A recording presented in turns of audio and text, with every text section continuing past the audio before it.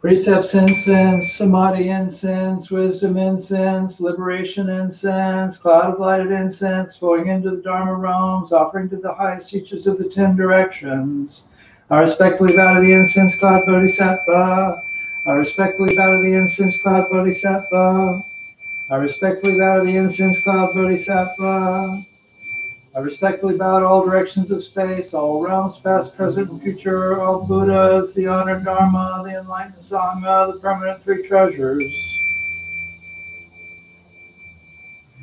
I respectfully bow to our own teacher, Sakyamuni Buddha, the future-born Maitreya Buddha, great wisdom, Manjushri Bodhisattva, great practice, Samantabhadra Bodhisattva, Dharma protector Bodhisattvas, Buddhas and Bodhisattvas assembled at the great holy mountain. I respectfully bow to the great love, great compassion, Amitabha Buddha of the Western Paradise, great compassion, Avalokiteshvara Bodhisattva, great power, Ksitigarbha Bodhisattva, great power, Mahastamaprada Bodhisattva, all the Bodhisattvas in the great pure ocean.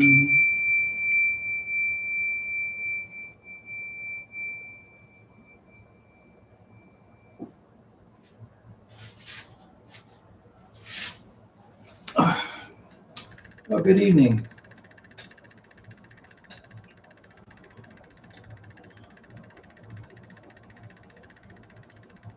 So I've decided that I want to experiment with these services a little bit. I've been doing some other services with some other communities, kind of see what people do.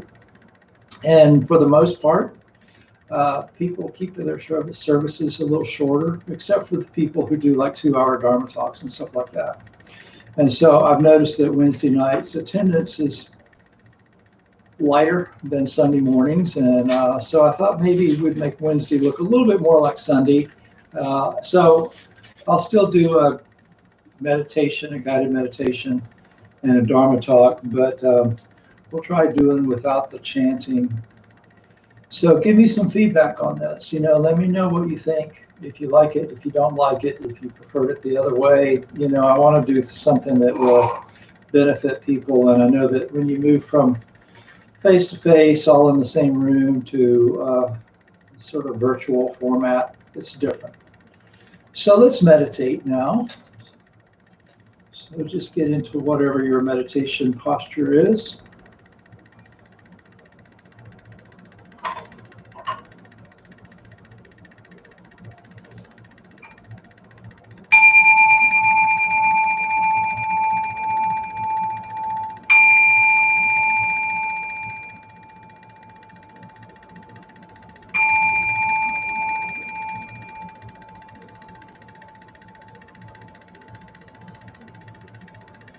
Go ahead and take a few deep breaths.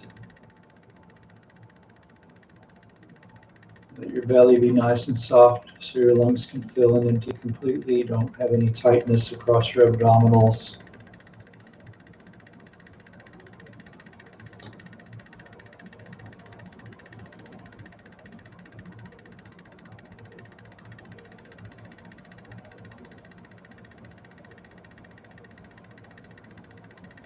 And then just let your breath settle into a comfortable rhythm.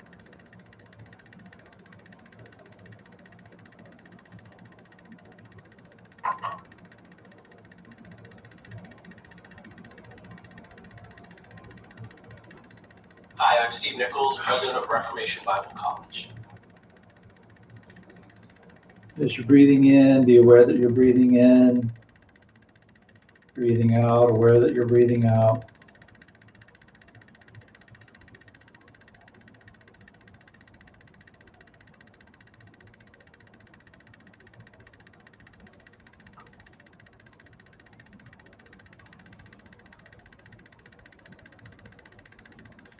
And we'll do the guardian meditations briefly.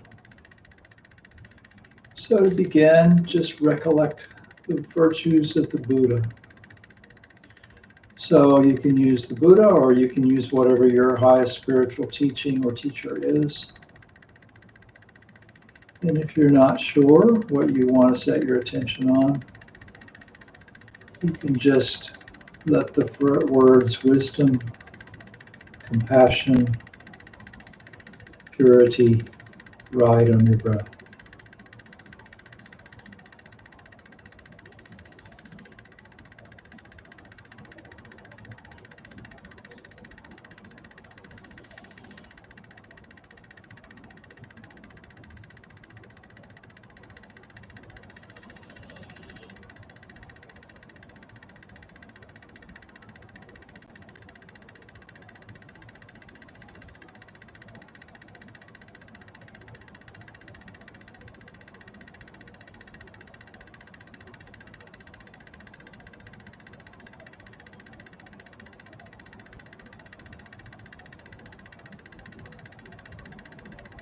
And then we'll develop goodwill, beginning with goodwill for ourselves. May I be happy.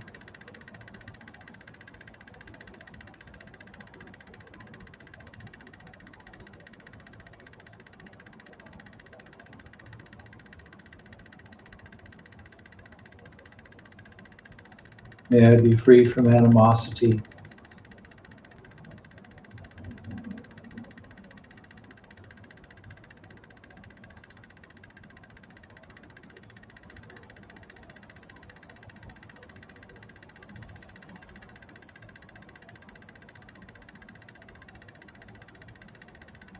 May I be free from stress and affliction.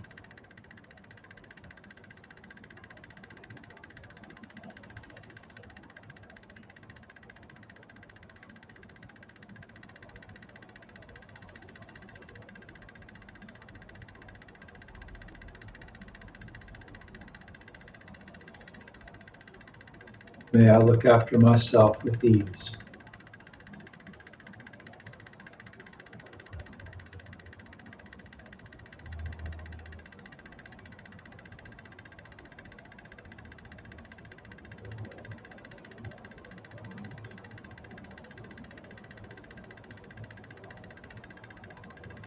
May all beings be happy.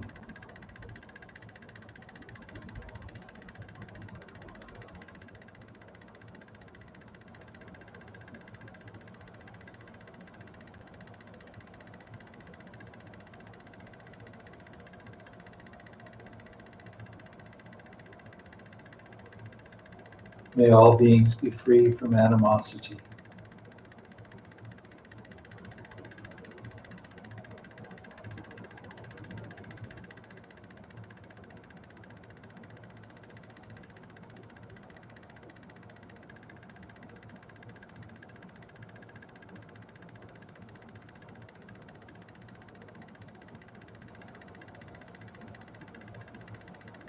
May all beings be free from stress and affliction.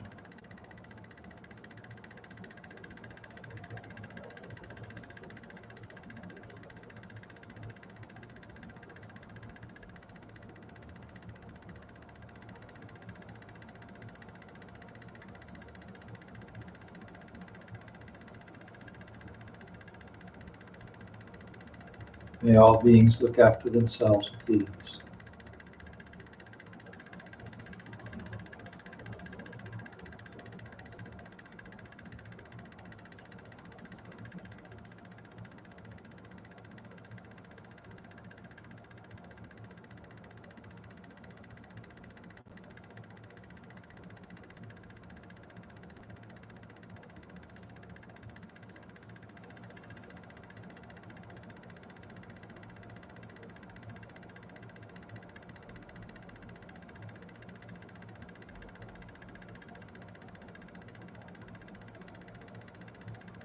Now we'll work with mindfulness of the body.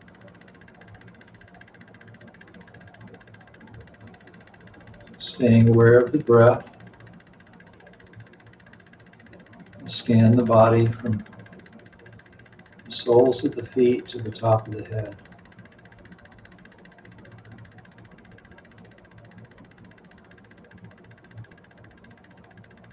So just establish your attention.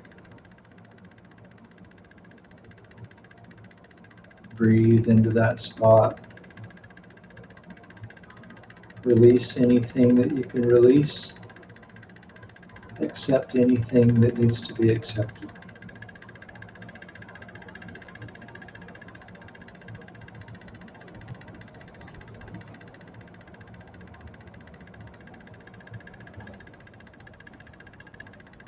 up to the ankles.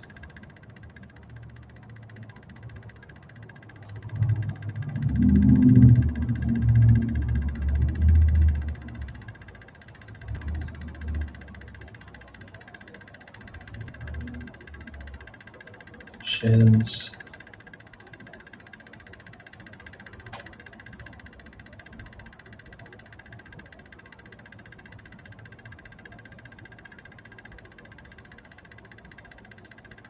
Knees.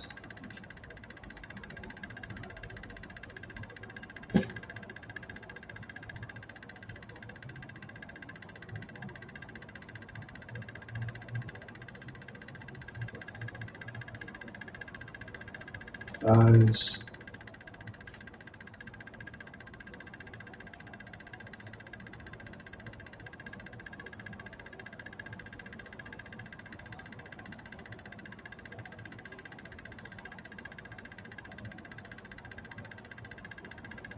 Hips.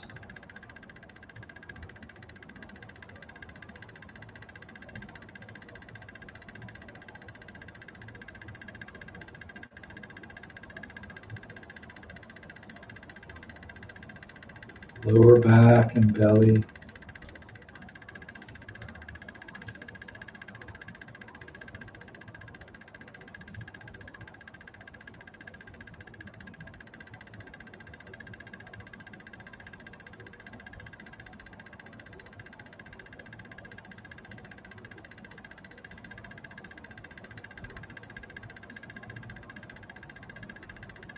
Chest.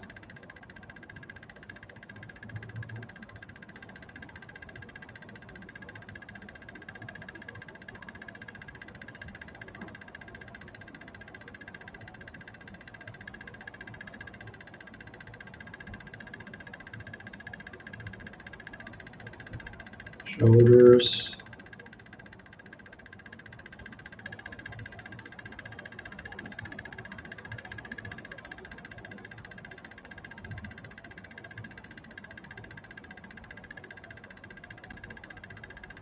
Neck.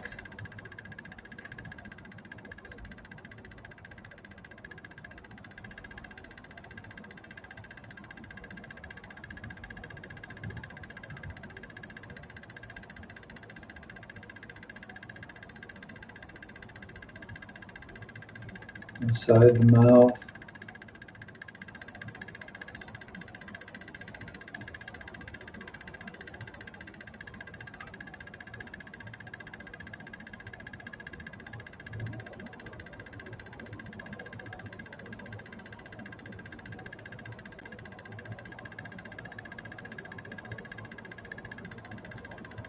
Behind the forehead.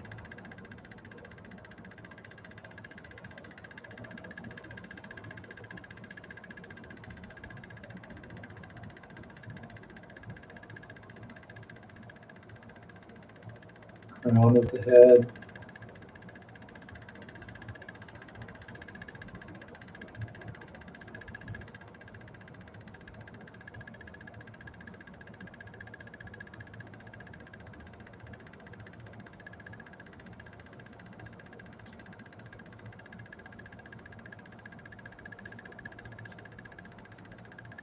And back to your nose, chest, or belly.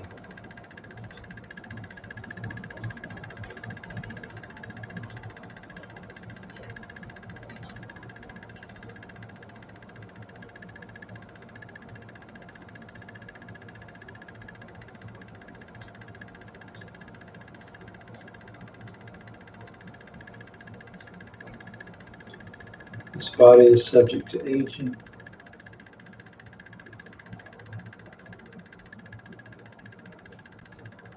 This body is subject to illness.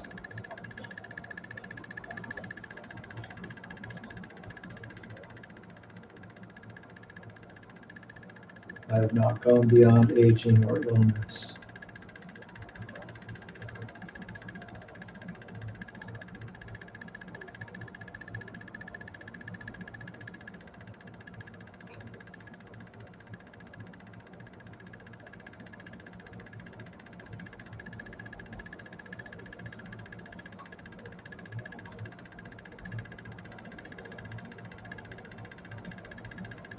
Life and death are of supreme importance.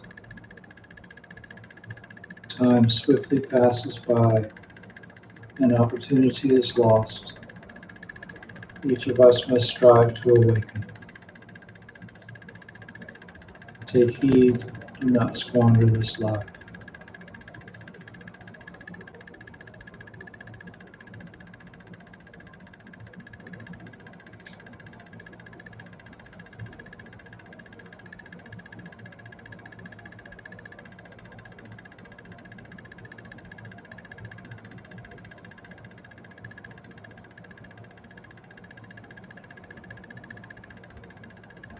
And then just rest the attention on the breath.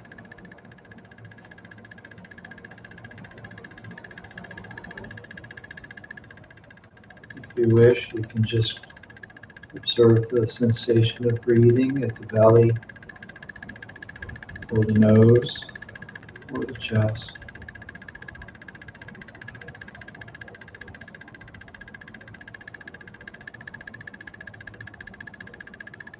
You can anchor the attention to the breath by counting the breaths.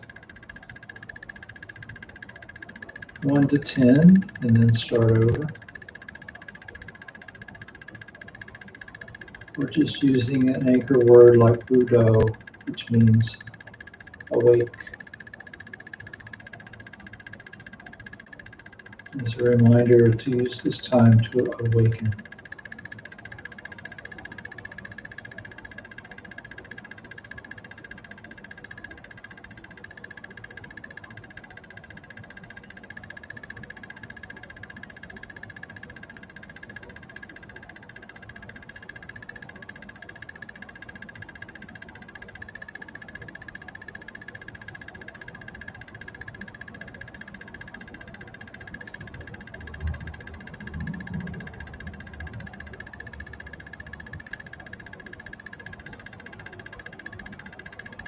Can help to anchor the mind and calm the body if you focus on the out breath, elongating the out breath.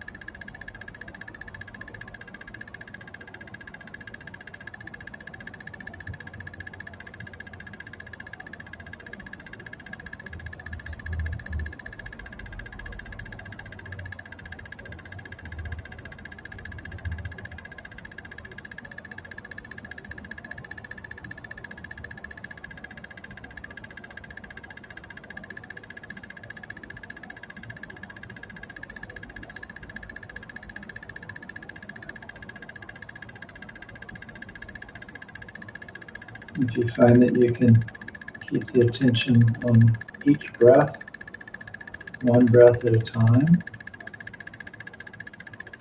then focus the attention more closely on each breath from beginning to end. The in-breath begins.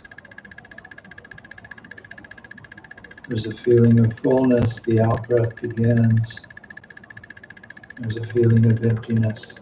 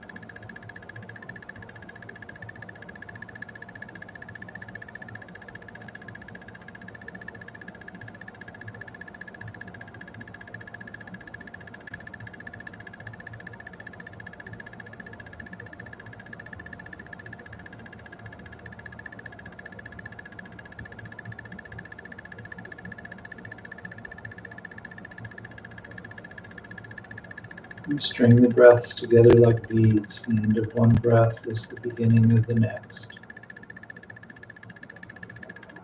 So following the breath becomes a continuous process.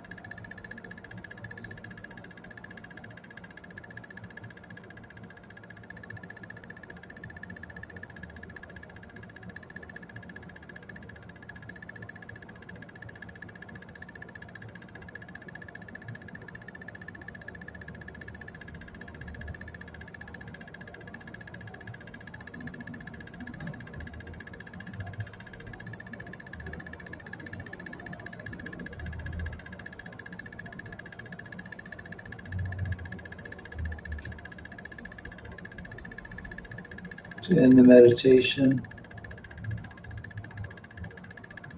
feel yourself and your surroundings, be aware of where you are. The bell will ring twice. When it rings the first time, you can bring your hands together in front of your heart. And when it rings the second time, bow, gasho. And take that last moment just to be very present.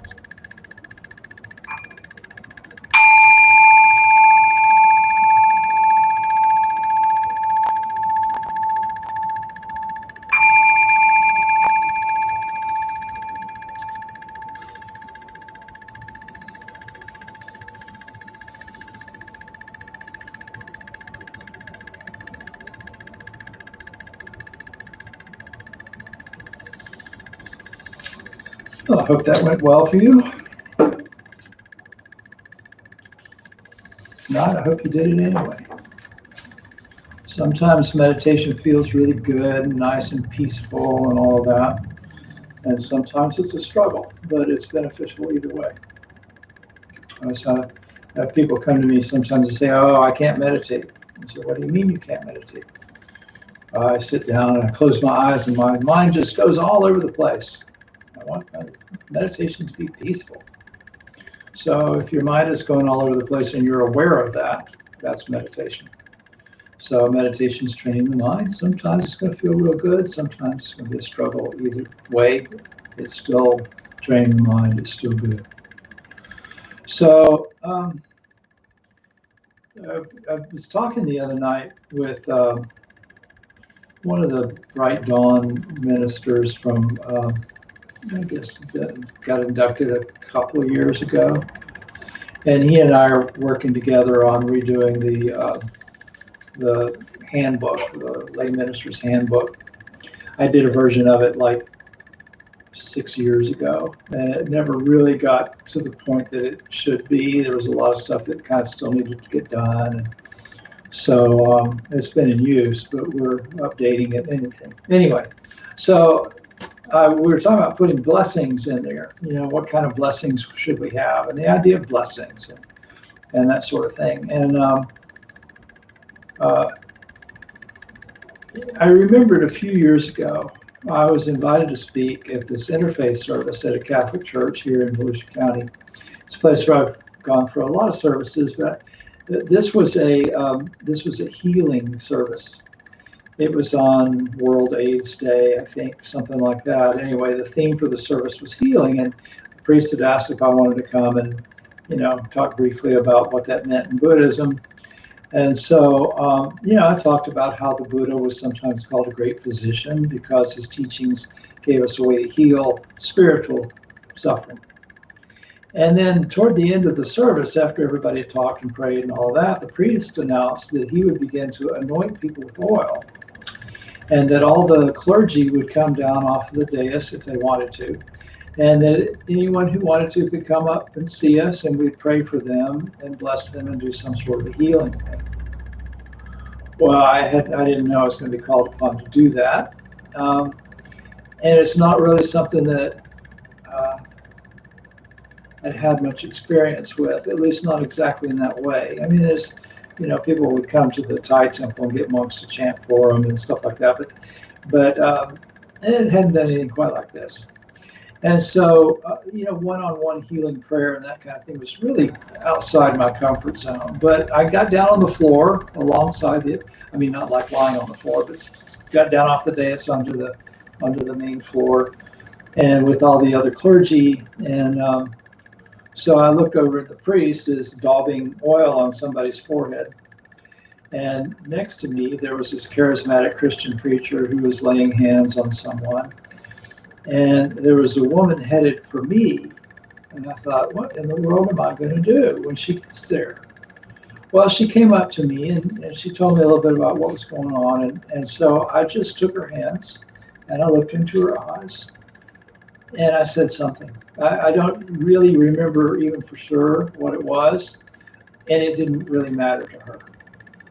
I just accepted her with kindness. And that was fine. That was really what she wanted, was just to be accepted by someone with kindness. And a dozen people or so lined up behind her.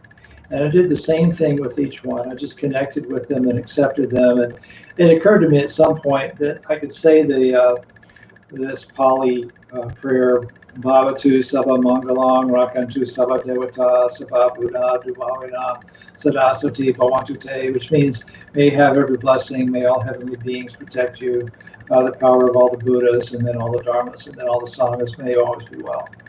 Anyway, so I would say these things, and I'm sure it seemed very exotic to them. Some of them might have known what to expect, but at any rate, I thought about it for a long time afterward. And it got me thinking about the idea of faith. And I started thinking about the role that faith plays in spiritual practice. The Buddha's teachings, at least if you look at the Pali Canon, the early teachings, classical teachings, they are pretty practical, pretty humanistic, really, for the most part. And one of the three poisons is delusion, which includes clinging to views about religion that would be not reality. And yet, faith is one of the factors that becomes a spiritual power, right? One of the five bala, the five spiritual powers. And so I was thinking, well, so what role does faith play in our practice? So in fact, my Dharma name in Soto Zen is Doshin, which means faith in the way. I was given that name because the person who ordained me recognized, that I was a person of faith and strong faith. But I also consider myself pretty rational. And so what role, does faith play in practice? And can we be rational, but faith still have a transformative power that helps us heal the wounds that we have sustained in our lives? And the concept of faith and reason are usually presented in ways that are kind of contradictory, especially if we look at Western culture where things like science and spirituality have often been at odds. And when we think of faith, a lot of times we think about suspending critical thinking. But that's not really the way it has to be. And some Buddhist traditions discourage a lot of analytical thinking in favor of direct spiritual experience, which kind of involves some faith. But our practice at its very foundation is really that of wisdom and compassion. It's not that of believing in something. And the Buddha actually discouraged what we might call blind faith. So the question becomes, can you have faith in your heart and still keep your head? Right?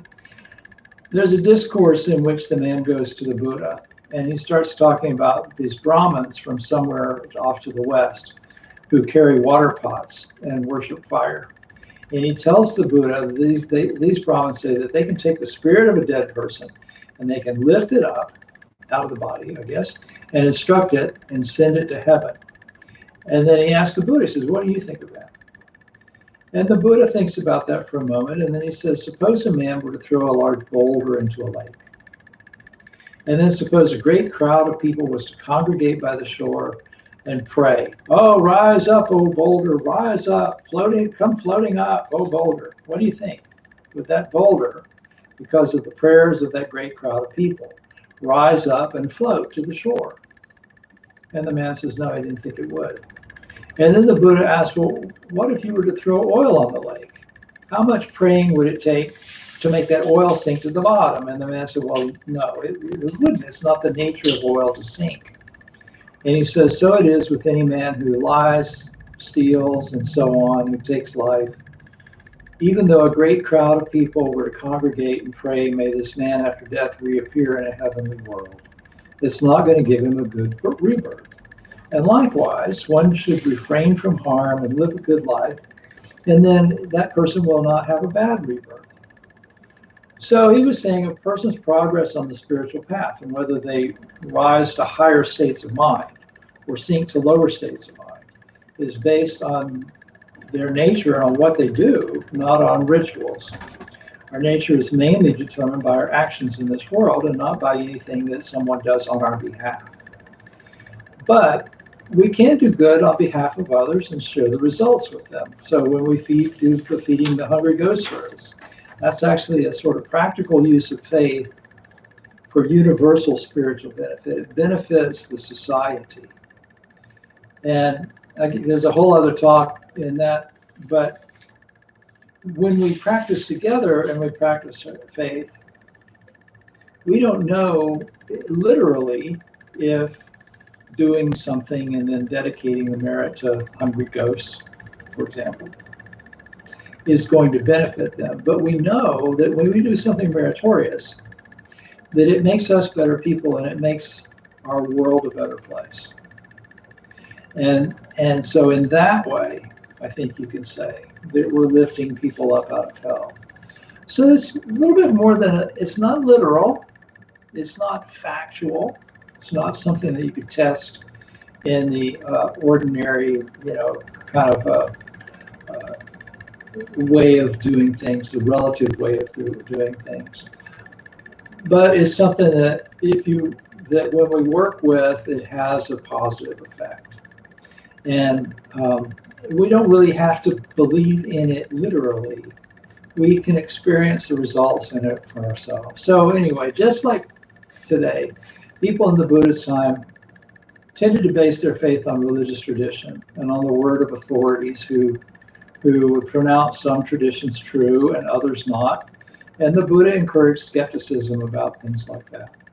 So, for example, a young Brahmin once asked the Buddha about the ancient hymns and teachings that had been passed down. And so Brahmin is a priest, and so it would have been his job, this young man's job, to learn these prayers and hymns and so on. And he said, well, these priests have come to the definite conclusion that only this, whatever teaching it was, collection of teachings he was talking about, only this is true, anything else is worthless. And he's asked the Buddha, what do you have to say about that? And the Buddha says, well, tell me, is there among those priests even one who says, this I know, this I see, only this is true, anything else is worthless? And no one had firsthand knowledge that these myths had actually occurred and that these teachings were actually, factual in that sense. And in fact, you could go back several generations of teachers, and this came out of this conversation between the Buddha and this Brahmin. You could go back several generation after generation of teachers and not find anyone who had seen what was in these teachings firsthand. And so the Buddha says, well, what if it was a row of blind men, each holding on to the one in front of them? The first one doesn't see, the middle one doesn't see, the last one doesn't see. In the same way, the statement of these priests turns out to be like this row of blind men. No one really sees. And he says people will hold on to views based on things like conviction and what they like and traditions and that sort of thing. And he said, some things are firmly held in conviction and are vain, empty, and false. Others may be held in conviction but are authentic. So likewise, just because you like a belief doesn't mean that it's true, and so on. Says you need to take steps to realize the truth for yourself. And then he goes on to explain the path to that. I've talked about that in a Dharma talk not too long ago, but he says before you can trust the teachings, you have to be able to trust the teacher. And for that, observe this prospective teacher for signs of greed, animosity, and delusion. He says we should ask ourselves, are there in this teacher any such qualities based on greed that with his mind overcome by it, he might say, I know, when he really doesn't know. Or he might say, I see, when he really doesn't see. Or he might urge another to act in a way that was for his or her own long-term harm and pain in order to benefit the teacher. So think about that. He doesn't just moralize about greed. He points out that greed can overcome someone's mind, a teacher's mind. So that basically they give bad advice. So a lot of self-help gurus and politicians out there who teach based on what sells more than on what actually heals. You get a lot of, advice from infomercials or Facebook or whatever, but that's not very trustworthy. And then he says, look for signs of animosity and delusion. And again, think about religious traditions active in the world today. And other dogmas and ideologies. It doesn't have to be a religion. Teachings are teachings. And says, if you find that something is based on hatred or based on delusion or based on greed, you should be skeptical of it. And then only after you've determined that the teacher is trustworthy, then draw close and hear the teachings, learn them and penetrate the meaning. So it's not enough to be able to recite what you've heard. You have to understand it. And once you understand, yes, this leads to spiritual progress, then keep at it until you realize the fruit. And that wanting the fruit has to be followed by effort.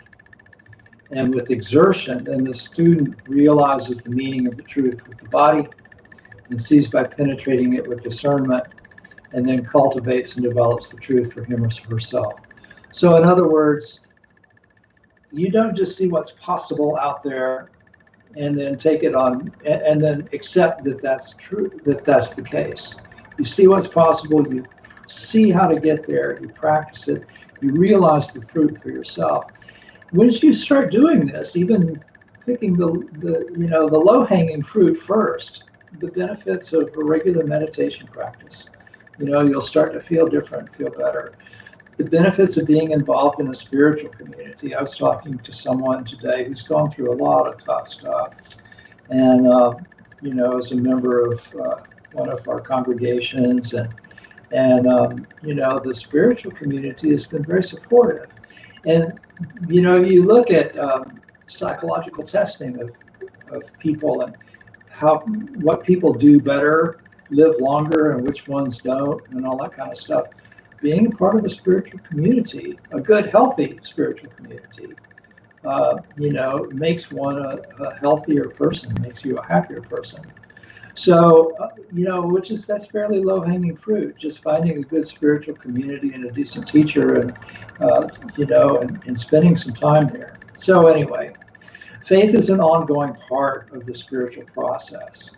It's not the end of it. It's not, oh, I see the light now, and that's it.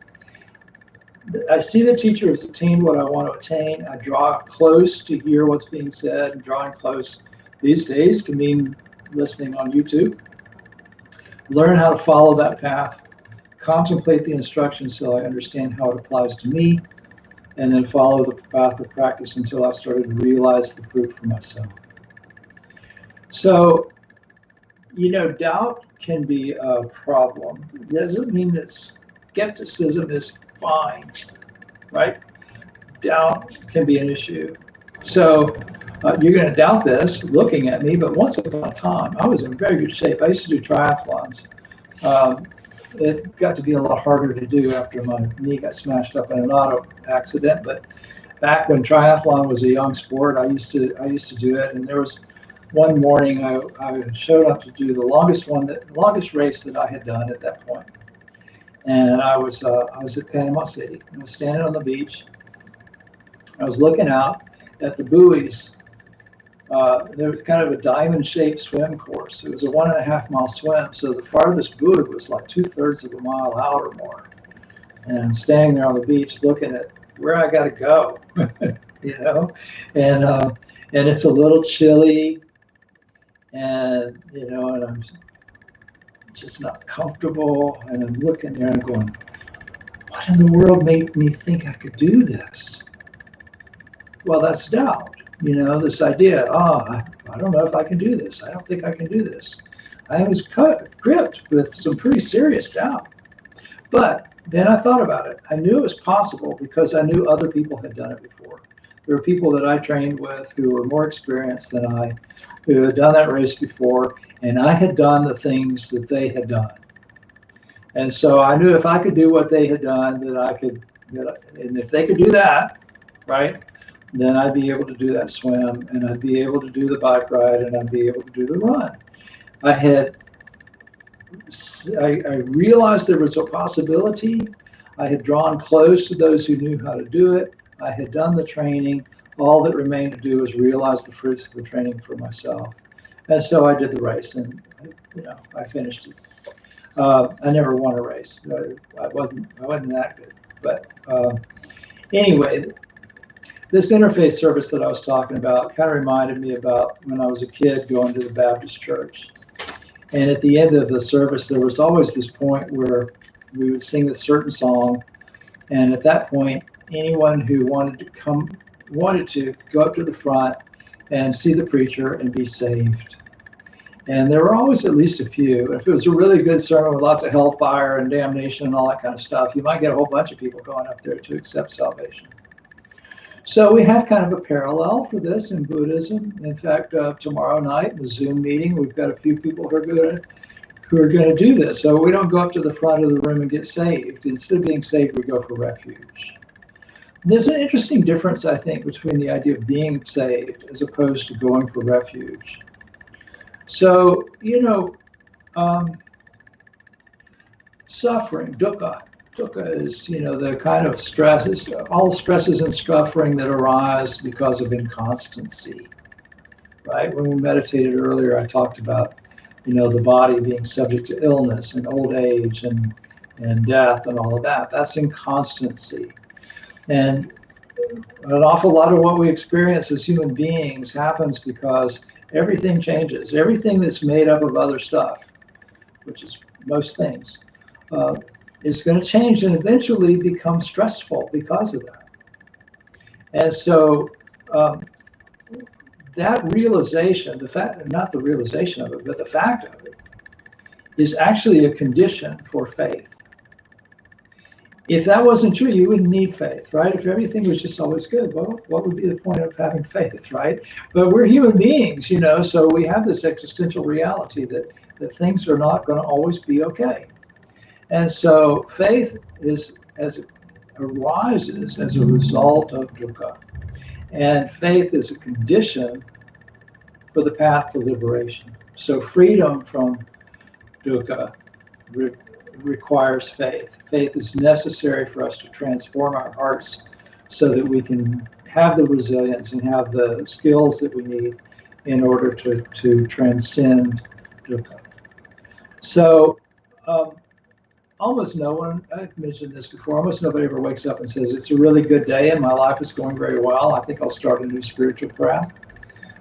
It's usually the spiritual quest begins with the realization that somebody is experiencing some form of dis-ease and a desire to somehow get better. And so the Buddha pointed out that what we call dukkha, stress, suffering, and so on, is a precondition for faith, and that's a precondition for the spiritual life. So I mentioned before that the Buddha was considered a physician who healed human suffering. And the great Thai meditation master Ajahn Chah used to tell Western meditation students that was kind of like going to God. He would say going to God and asking to be saved is kind of like going to the doctor and saying, "Doctor, I'm sick. Would you please take some medicine for me so I'll get better?" You have to take the medicine yourself. But you also have the benefit of something that it's not entirely up to you, right? We have spiritual communities to support us, teachers to support us. We are able at some point to become aware of oneness, and that supports us, and that helps us with faith, and that helps us with transcending suffering.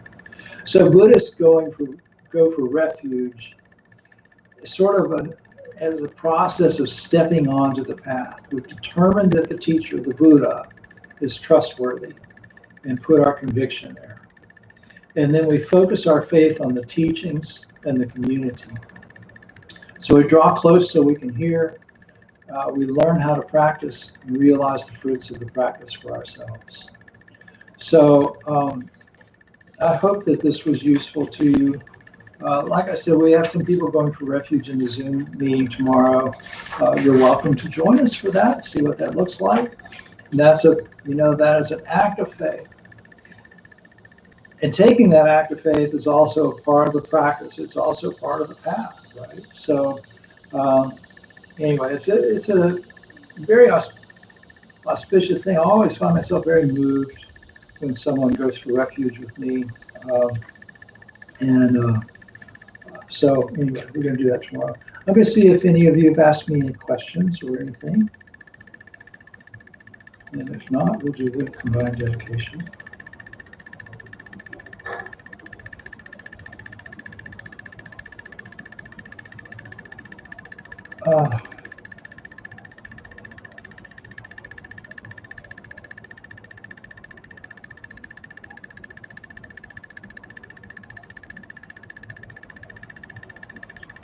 Well, I don't know what to say about this ticking sound. We completely rearranged the office. There's nothing making that noise in here, so I have no idea what that's about. I listened to that on the recording before. Completely no idea. It's some ghost in the machine somewhere, and I'm sorry about it. And I see your comments about liking the Wednesday format. I'm okay with either. So, whatever you guys want, and feel free to continue to comment in the chat. So I don't see any questions, maybe because you can't hear me. Anyway, so I'll do the dedication.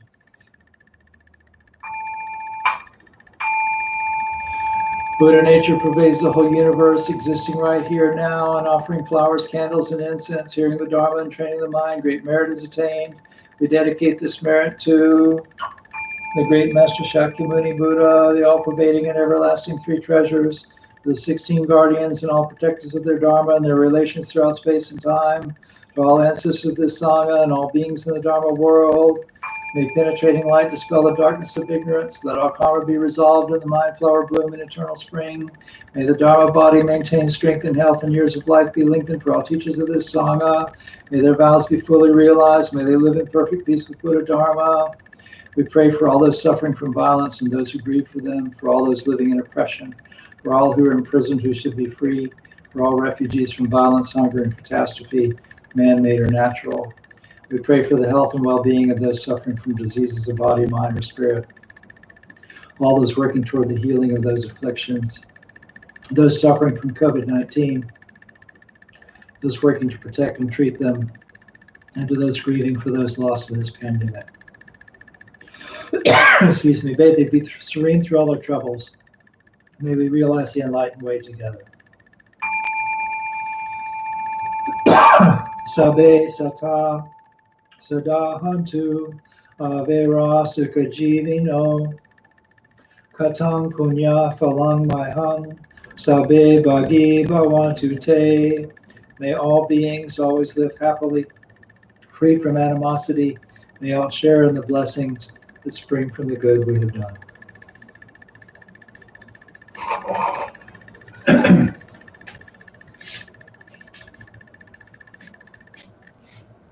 Three bows.